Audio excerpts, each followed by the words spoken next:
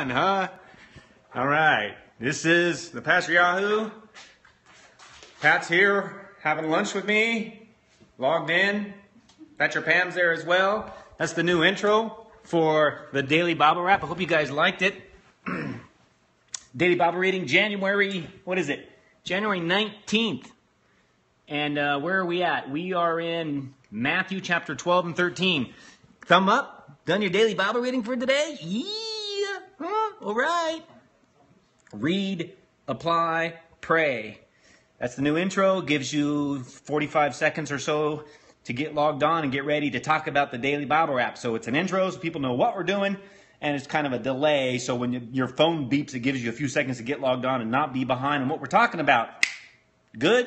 Bad? You like it? You didn't like it? Lame? All right. Either way, here we are. Daily Bible reading with Pastor Yahoo, the one-year Bible. Whoo! Hey. Blanky. All right. What are we talking about? Something good. And I'm going to get some interaction from my group that's here. So be ready, Pam and Pat. Okay. So if we look at Matthew 12 and 13, Jesus starts talking about parables, right?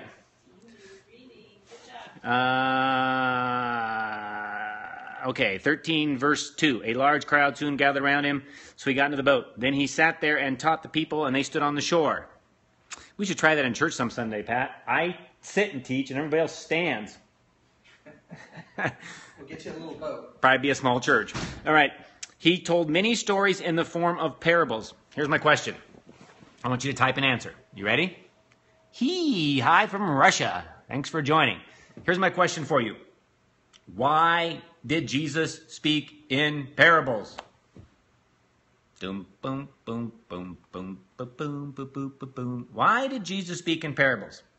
Well, I can't see, so you'll have to shout it out, Pam. Pam's over here on her phone, and Pat's over here. We're going to talk about why Jesus spoke in parables. I'm going to get their opinion first. But here's what we've always been told there. Someone typed it in. Easier to understand, right? Pat, wasn't that kind of the line you've been told all your life? That's right. Okay, but is it true that before you came here for lunch today, when you were reading your daily Bible reading earlier today, that something quizzical happened in your mind as you read Jesus speaking in parables and you read the explanation? Yes, it didn't match the idea that parables were there to make it more easily understood. There's a different reason. And there is? There's a different reason. And is it stated in today's Bible reading? It is. Okay, let's run over to my computer and try to read it. Here we go. His disciples, verse 10. Now open your mind to this, peoples. Ready? His disciples came to him and asked, why do you use parables when you talk to the people? Oh, wait a minute. So it says in Scripture why Jesus used parables. Even though we all have an idea of why he spoke in parables, Jesus actually answers that question. This is interesting. He replied, Matthew 13:11. You are permitted to understand the secrets of the kingdom of heaven, but others are not. To those who listen to my teaching, more understanding will be given, and they will have an abundance of knowledge. But for those who are not listening, even what little understanding they have will be taken away from them.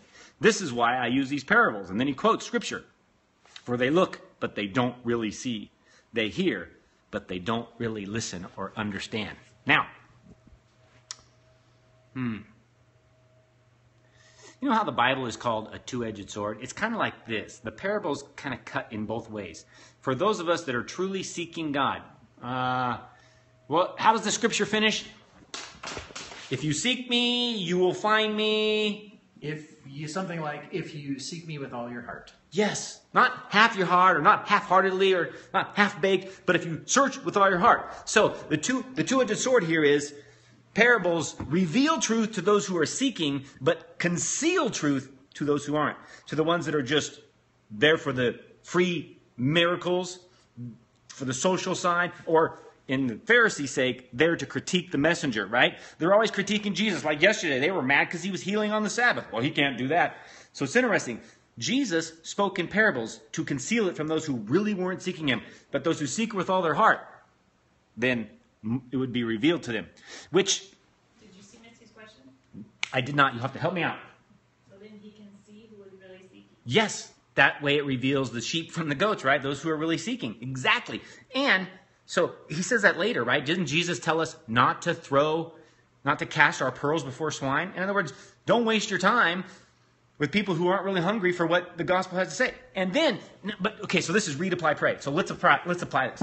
If we know that Jesus taught in parables, and that the meaning have to be sought after, because here his own disciples are like, what's the meaning of the parable of the sower? And so he describes the parable of the sower, and he explains it to him. He breaks it down, right? How about this? Sometimes, we think God's always going to speak crystal clear to us, that a blue alligator is going to cross your path so you know exactly what to do. You ever had a blue alligator cross your path? Well, then how do you know what to do? See, the truth is, God speaks in whispers.